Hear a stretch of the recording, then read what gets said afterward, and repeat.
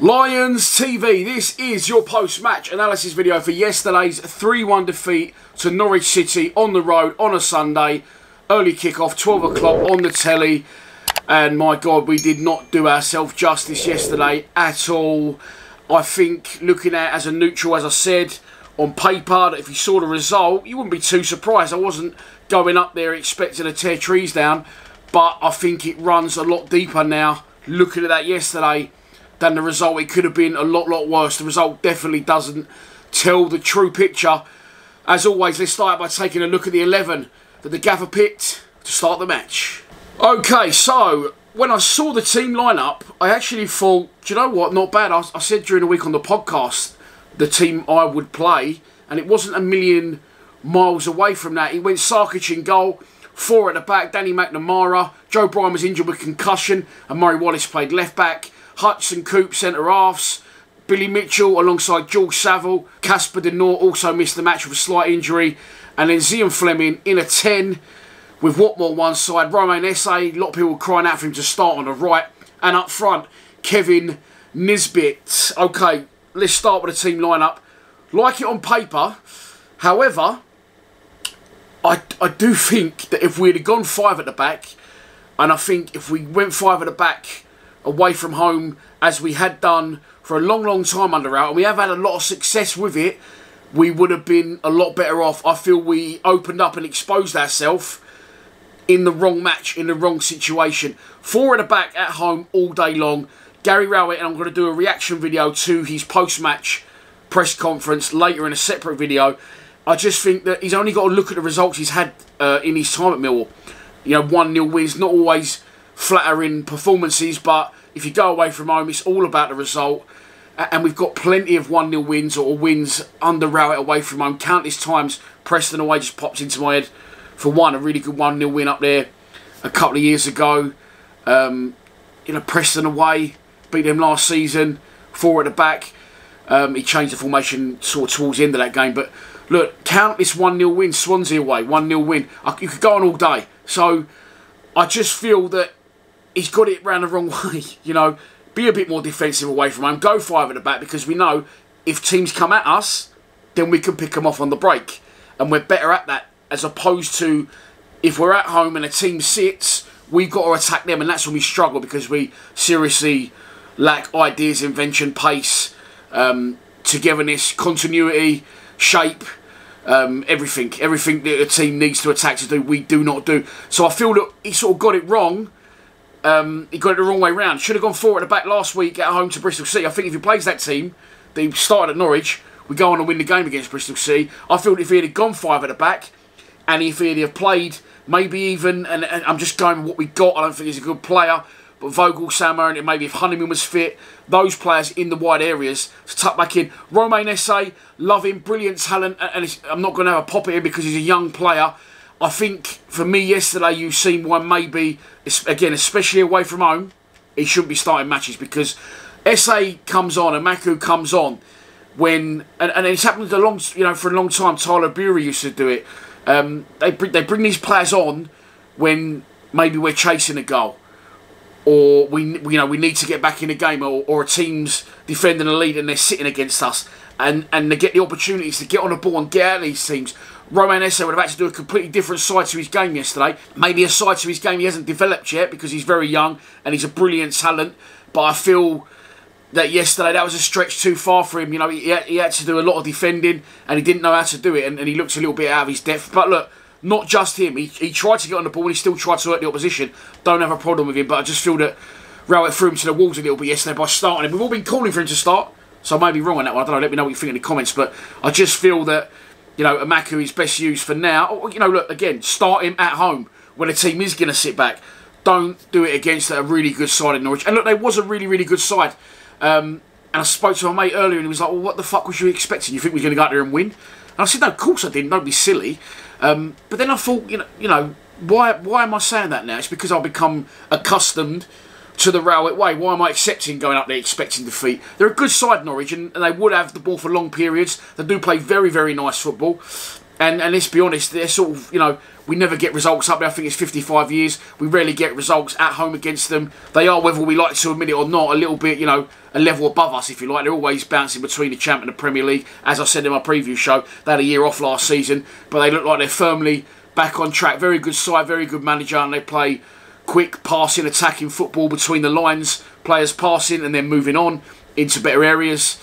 And they deserve their win, but, you know, it could have been a lot worse. With the starting 11 as well, I'm going to say this. Okay, I'm going to be completely honest. Go through the team. Sarkic is already worrying me. He let in a soft goal away at Middlesbrough. He got disallowed. And I have to be fair, and if I'm going to slate George Long, then I have to say Sarkic yesterday is in no man's land for that second goal. He doesn't fill me with confidence, what I've seen so far. Definitely doesn't look like a £1 million goalkeeper. And he doesn't look the biggest presence in goal, does he? Definitely not. I know that isn't everything in this day and age, because goalkeepers are less, you know, expected to be totally dominant in the air and play more with their feet, etc., and play at the back.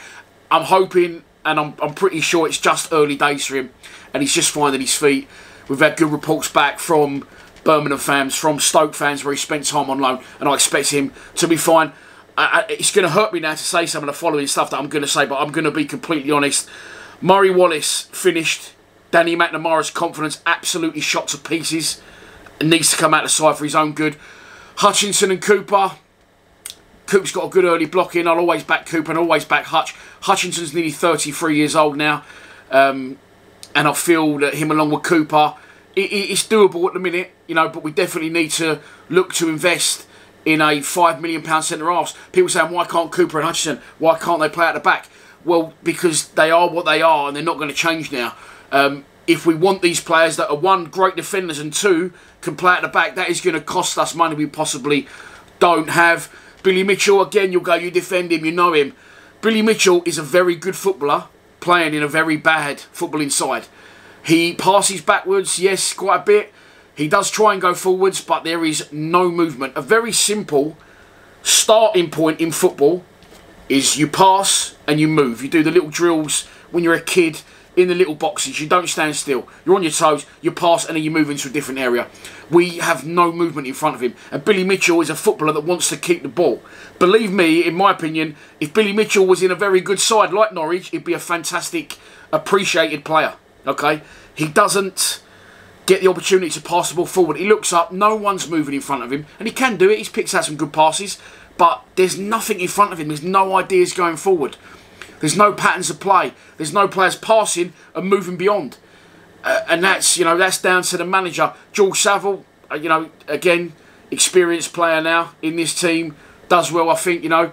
But Denors there didn't play yesterday. Possibly a big miss. Don't have a problem with Saz being there or thereabouts. Watmore and Fleming, I can put them in the same bracket. Absolutely shot to pieces, along with Danny McNamara. I don't know what's happened, because Fleming was our main man along with Bradshaw last year. I'll get into in a minute. And Watmore, a player I've rated for years and done really well for us at the back end of last season. They're not playing. The team looked yesterday like a team that was playing for a manager that had lost the dressing room. I'm posting this, obviously, Monday night. I'm filming it at 3 PM. There is rumours flying around on all sorts of Facebook groups, social media and WhatsApp groups. It could have happened by now. I'm not saying how it's going or he's gone, but there are the rumours flying around. It could be hot air, and I'm definitely not starting that rumour. I just want to get a disclaimer in. Not the rumour of Lions TV. Been in trouble for that sort of stuff before. So, who knows, but it does look that way, that he's lost the dressing room. I'll get on to something else I want to say about that in a minute. And up front, Kevin Nisbet. I'm going to go on the record now saying I'm very pleased Kevin Nisbet signed for us. Kevin Nisbet looks a very good player. I love Tom Bradshaw. Nisbet's younger, yes. Bradshaw's nearly 30 now, I think. Definitely a more well-rounded striker than Bradshaw is. He's got more to his game, more attributes to his whole overall game. Yes. However, Tom Bradshaw, season of his life last season, 17, 18 goals. Tom Bradshaw starts in that team, and it's down to Kevin Nisbet to dislodge Bradshaw if he isn't scoring. You don't get 18 goals at your striker and drop him. I'm sorry, you just don't. But I said Nisbet, I like him. He's definitely going to be a good player for us. I think once he gets one, they'll keep flowing. Definitely has more attributes to his game than Bradshaw does, as in his movement, his hold-up play. He's running into channels. Bradshaw works really, really hard, but just on the ball as well, I just think Nisbet's a little bit better. But you don't drop Bradshaw out. It's down to Nisbet, in my opinion, to dislodge Bradshaw. The formation change as well, taking Fleming out of that 10. Fleming's now back in that 10. Has he down tools Fleming? I said on social media the other day, I don't think he has. But, you know, they're just not play. Just look shot to bits. The transfer window closes in, what, 10 days? Maybe something's in the pipeline. Honestly, you wouldn't get a tenner for him. But I mean, let alone 10 million. You wouldn't pick him out of our team, and we was terrible as well. And you still wouldn't pick him out of a bad side at the minute. So as our standout player, because he definitely isn't. What more in him not playing shots to bits, confidence-wise? You know, the manager is allegedly a great tactician. Is he a good man manager? When he get an arm round players, you know, you got to make these players feel 10 feet tall. And I don't think Rowett's ever been or will be that type of manager. Yeah, so that's the team that we started with. And from the off, you know, look, as I said, my boy said to me about 20 minutes in, this is shit. And I said, what did you think was going to happen? You know, we was going to come up here, but we was going to concede a lot of possession. They're a good side. We was always going to be backs to the wall, can we nick something? And this is the thing, yes, we're only 3 games in. I get that, and it's, you know, look, I'm up for criticism as well. Look at my full-time reaction from Middlesbrough. It's fucking brilliant. It's shit. It's brilliant. But that is what it is at Millwall. It is only 3 games in. Okay, we was very good at Middlesbrough.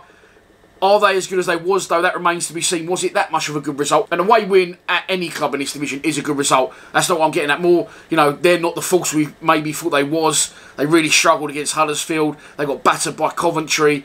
So maybe it wasn't as great as we thought. But we did play really well on the day. Patterns of play, passing and moving. Bristol City was terrible. We could see the late goal in that game. Bristol City deserved their win, in my opinion, on their second half performance. If we get over the line against Bristol City, and if we don't concede that late goal, then we've got 4 points on the board. If's a big fucking word. Yes, of course it is, because we lost the game. And then we go into yesterday's game, you know, on the back of 4 points, and you can expect, you know, from 3 games, 4 points, just, you know, 1-1 draw, 1 lost, 1, a mill existence. In effect, you know, surviving this division, have a decent cut run occasionally, which doesn't happen under Rat because he can't generate the excitement to get the crowd going and get them behind the teams. But, you know, Cup's the least of our fucking worries at the minute and a long way off. So, yeah, Norwich score a first goal, a really good goal. I've watched it back. I actually, for walking, I blame, if I'm honest. And, you know, he goes past SA, Jonathan Rowan marks him as the danger man in my preview. He gets behind SA and carries his run on. SA, not really his fault not going with him. He was sort of, by the time he turned around, he was gone. Could have passed him on. I don't know. It's just a good goal, in my opinion. Passing between the lines. Jonathan Rowe, what does he do? He passes the ball into an area and then he looks to get beyond. It's very fucking simple. It's a very simple thing in football to do. And we never ever do that. We go up. We look up. Nothing there. We go sideways. We go across the back line. We go back across the back line. And then we ship a fucking 40-yard long diagonal. We got to half-time in the game. No shots on target. I don't think we even had any corners at that point. I think I said after about 75 minutes to my boy, have we even had a corner yet? And he went, no. Yeah, so half-time. She said to him again, my son, I said, I'm amazed we're still in this game, really. If we've played as bad as we have against a side this good, and we're still in it to this point, you know, it can't all be that bad. Stupidly, I put £20 on us at half-time to win. I have no fucking idea why I did that. I just thought it couldn't get any worse, so maybe it can only get better. And it got worse very, very soon after, didn't it? 2 minutes into the second half, free kick conceded. I'm sure Gary Rowett's talk would have been at half-time, keep it at 1-0 for as long as you can, and we'll try and go for it in the last 15 minutes and nick something. It went horrendously wrong very, very quickly. Free kick conceded, whipped in from quite far out, actually. And Sarkic comes, doesn't get anywhere near it. Down to the goalkeeper. End of story. Yeah, he flapped at one in the first half, didn't he? He punched it. Oh my god, what is going on here? Can we just like stick Bart in a fucking machine that reduces his age by like 5 years and start all over again with a big man, because we're fucking missing him badly now. And he is 35. You know, I wasn't at Reading, so it looks like he's sort of coming towards the end of his career. But we'd love to have him back in his prime now, wouldn't we? Or a prime Tony Warner, or a prime Brian Horn, or a Casey Keller, anyone. Anyone. Oh, look, I'm hoping, I'm going to stay and remain positive about Sarkic. He's going to get through the other side of this, and he's going to get more familiar with his team and his surroundings, get some games under his belt, and he's going to improve. I don't think he'll become a bad goalkeeper overnight, but he's absolutely at fault for the second goal. He comes, gets nowhere near it. If he stays on his line, would he have saved it? Probably not, because it did go in off the post. Sargent gets in front of Billy Mitchell. But we should have had someone in front of Sargent. Do you know what I mean? It just seems like very basic mistakes and obvious to the untrained eye. It's just, I don't know, it's just, or maybe I'm fucking completely wrong. I don't know what's going on anymore. It's very difficult to call this. You know, and my full-time reaction I'll get onto in a minute. Because again, you know, I'm open for criticism. Of course I am. I put myself out there in the firing line, and in the heat of the moment I'll say things, and after I reflected, which I'll get onto in a minute when I cover the Gary Rowett slander, shall we say, the stuff that's devastating his life, that we said, your football is shit. I mean, that is just so fucking out of order. How dare we say that? I'm sure it ain't anything he ain't heard a million times before. I know he's heard it before, because Stoke was singing it on the fucking first game when he was in charge for us. We haven't insulted the man's family or said anything too bad. Poor Gary, eh? Poor Gazza sitting there in his £1 million apartment in Canary Wharf, away from his family. Must be, oh, my heart bleeds for you, Gal. I did it once, mate, 2007, when my ex was pregnant with my boy. Worked away for 6 months in Norwich until he was pretty much born on ice cold roofs actually in Norwich. Fucking funny enough. Didn't hear me complaining about it, mate. Anyway, getting back to the game. The third goal, we should have actually had a free kick just before the third goal. We didn't get it. It don't really matter because we're getting nothing out of the game anyway. And they score a very scrappy Sunday League style goal. Players all pointing at each other. What we haven't got as well, we haven't got a Terry Erlock. We haven't got a Steve Morrison. We haven't got a Tony Craig or Paul Robinson. Hutchinson's a good captain, yes, but he doesn't strike me as the aggressive, vocal type. When that third goal goes in, honestly, they was all looking around at each other as if to say, what the fuck's going on here? All just literally looking at each other. We need someone in there to fucking get hold of them and say, what the fuck is going on here?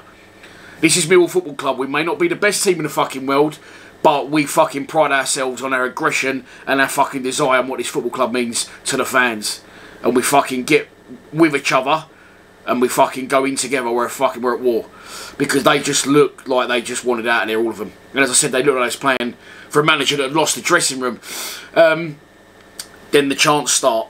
You know, Rowett, your football is shit. Then the Norwich fans join in, and I'm sure on the telly the Sky commentator's probably saying, I apologise for any language you might currently be hearing. Then Rowett reacts, okay? I actually, again, my boy's got a massive part in this show today. He doesn't really swear or anything. You know, he's 16 years old now, he's a man, he's 6 foot. I just saw him, he was actually sitting down, slumped, and I just saw him stand up and start going, fuck off, fuck you. And I was like, whoa, what are you shouting at? And Gary Rowett at this point had allegedly, when hearing Gary Rowett, your football is shit, started clapping our fans. I didn't personally see him clap, okay, I've got to be honest. And in my full-time reaction, again, look, I put myself out there. This is why I do a reaction in the heat of the moment, and that video is on its way to 11,000 views. Thank you very much. I do instant match reactions in the heat of the moment. My emotions are running. Sometimes I get it right, sometimes I don't get it right. I try and get it entertaining and give you as much about the game as I can in a short space of time. That's the idea of that video. And then today I'll sit down, I'll reflect, I'll look at social media, I'll watch some highlights back, I'll watch some interviews, I'll speak to a couple of close mates of mine whose opinions I respect and they know their football, and then I'll get a calculated account and I'll sit down and I'll do this video. For me, I've only seen a picture, well, I'll put it on the screen now. That's the picture I saw. Gary Rowett's actually got his hand up. He's pulling a silly fucking smarmy face that makes you want to... but did he clap our fans? I don't know. He's definitely gestured to the fans, and that facial suggests to me that he's being sarcastic. Am I reading between the lines? Am I reading too much into it? Am I trying to get Gary Rowett out of this football club? Well, I couldn't personally do that anyway. Of course I couldn't. It's a fucking YouTube channel, and I don't fucking hold as much slack as some people think I do. Will Gary Rowett see this video? I think he might, and I hope he watches the one later on tonight, because that's definitely the best opportunity I'm ever going to get to put my points across to Rowett, because he's gone into his post-match press conference and he's let himself down. For me, you know, he couldn't be a politician, because he's best off just saying nothing, in my opinion. Did he try and squash it? I don't know, but what he said about being away for his family, honestly, Gal, we don't give a fuck, mate. Not interested. You took the job. You knew what it entailed. If you don't fucking like it, you can't start complaining about X, Y, and Z now, then you shouldn't have taken it, mate. That is absolutely fucking irrelevant to every single one of us. We don't give a fuck if you're away from your family, mate. I'm sorry, but that's the facts. It's a football club. You knew where we were. You knew where you lived. If it's too far, don't take it. Did he take it to try and get back into football and use it as a stepping stone? Don't know, but he's dropped his guard there yesterday in that press conference, as far as I'm concerned, and let himself down. He showed weakness, and he, to me, seems like a man that is feeling the pressure / don't want to be there. And again, look, it's just my opinions. As a football fan, I could be completely wrong. One positive to take out yesterday is that Idemo Maku comes on the football pitch and he's raw. And he's untouched by Gary Rowett at the minute. He probably will get Rowett in time if Rowett remains at the club. But I've been saying since pre-season, start him. And something needs to fucking happen this Saturday. He needs to, if he's still in charge, and he is filming this, he is, and I don't know anything behind the scenes, I know nothing, I'm just, everyone's seen it. I've had so many messages, Stacey, you've all fucking seen the messages and the WhatsApp fucking stories and social media. If he's in charge, it needs a massive shake-up, and I'm going to name some names now. Unfortunately, it does pain me to do this because they've all been good players for the club, and some of them might shock you. Murray Wallace, Danny McNamara, Duncan Watmore, Zian Fleming, drop all 4 of them. You've got to do something. You've got to... If we do lose at Stoke, it's going to get fucking evil in the den on Saturday, by the way. It'll get toxic. You've got to go out and fall on your soul gazer on Saturday.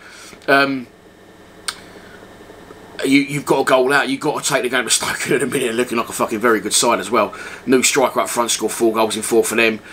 It's a tough division this year, and look, are we jumping the gun? People neutrals will say, what the fuck are you on about? Like, it's 3 games in. I know it's only 3 games in, but and I can't fucking put my finger on it. The fucking, we know we're bipolar. You know, we're up here 1 minute and we're down in the next. Pre-season wasn't great. We had unexpected fucking difficulties and sadness. Yes, but pre-season wasn't fantastic. And then we get the Middlesbrough win, and it was a good win, and we did play well. Okay, you can only beat what's put in front of you. Then boom, Reading, where he went strong. That just fucking knocked the bollocks out of us. Excuse my French. That's 4 goals conceded, and then we've just capitulated since then. We've just absolutely folded. And the one good thing is it is only 3 games in. So if he can't turn it round, then you know, we're in a good position. We're not 10 games from the end of the season and someone's got to come and try and save us. Do I want him to go? Honestly, I don't. I honestly, I've become accustomed, I've said this before, to Rowett being in charge. I'm used to it. I can live with it. Do I enjoy my Saturdays half as much as I did as when Neil Harris was in charge? No, I don't. Do I want Neil Harris back? No. Do I think Neil Harris was a better manager than Gary Rowett? No. Definitely, you know, definitely not allegedly, tactically, maybe. But he's a man manager. He's a motivator. And that is what we need, because we will never have technically the greatest players in the world. We will never have technically the greatest players in the world. So if Rowett does go, we don't need a tactician. We need someone who can get an arm around the player, a motivator. Ideally, someone who understands the club and knows it, but I know that can't always happen in football. And you know, Muscat, Steve Morrison. I'm not saying I want Steve Morrison for a job. He's doing a job at Hornchurch at the minute. Morrow. Do you know what I mean? You know, he's ex-players. There ain't too many of them knocking around. Cahill. He's never managed in his life. People keep saying Cahill. We need someone who is a motivator and can get the best out of the players. Because we're never gonna, you know, we're never good. People going, Cooper's fucking kicked off the pitch again. Oh, big fucking Murray Wallace is the crowd finder. He's got the fucking Adidas crowd finders on again. He's fucking clipped it into the West Stand. These are the players that we will always have at Millwall. If we get a gem, like potentially Fleming was last season, or SA could be, they'll only move on. The core of our side will always be grafters, aggressive players that can give 100% in every game and get the maximum out of our teams that way. And at a minute, Rowett isn't doing that, and I don't think he ever can. However, even if he stays, which I'm just used to it. I'm just used to Rowett now. I know what he is. I know what I'm going to get. I still think that if he does stay, we'll still be fine. I don't think we'll go down, because maybe we're not that good, but there's worse teams about. You know, it could be fucking on hiding to nothing here, but I'll say Rotherham for a start. Sheffield Wednesday won't for another. Cardiff, Huddersfield, Middlesbrough at the minute. there's worse teams out there. No, that's not a fucking, you know, that's not really a positive, is it? But, well, it is, because it will keep us in this division. I don't think we'll go down. I think if he does stay, you know, we'll put a little run together here or there, and we'll survive. I do think that, regardless. Is it the life I want to live? No. Do I want to be in a relegation battle? No. But do I want a little bit more excitement? Definitely. It's not the result yesterday, it's the manner of the performance. I've gone on for fucking long enough. I'm going to cover the Gary Rowett post-match press conference. I'm going to clip it up and do it bit by bit. I won't earn any money out of the video. You know, does it for the money sometimes. I won't earn any money out of it because it's copyright content, Norwich official interview. So, but I just want to do it. It's the best opportunity I'll ever get to have my say, and hopefully you'll see it, because I think I said some of it in this video, but yeah, look, we'll get onto it later. That's the post-match done. Oh, and we move on to Stoke at home next Saturday. You know, for him as well, and for us, I really hope we get a result, because we don't want this managerial merry-go-round. He come in, he did fucking stabilise us, he did carry on. I don't think we was ever unstable, really. I think now Harris started something, left at the right time, and Rowett kept that stable. You know, if it's on a fucking one of them art monitor screens, it's gone under like that, low mass all the way, boom, it's come back up under Harris, it's gone to there, and then Rowett's just sort of done that, and that's happy. That's happy days for me. Championship football's what we want. We're fucking dreaming, if any of you think we're going to get any higher, without serious investment, because we do not have the players, and we'll never have the players with the current budget that we've got. Some of you are probably shouting at the screen, Brentford, Luton, but that's, you know, good for them. That happened to them. It is never going to happen to us, so get used to it. We're back later on, as I've said, and then I'll see you on Thursday for a preview for Stoke. I really hope, for everyone concerned, that we get the job done against Stoke, because it will. If Gary Rowett thinks he got fucking pelters yesterday, mate, wait for the den on Saturday, Gal, if you don't get the job done, mate. Come on, you Lions.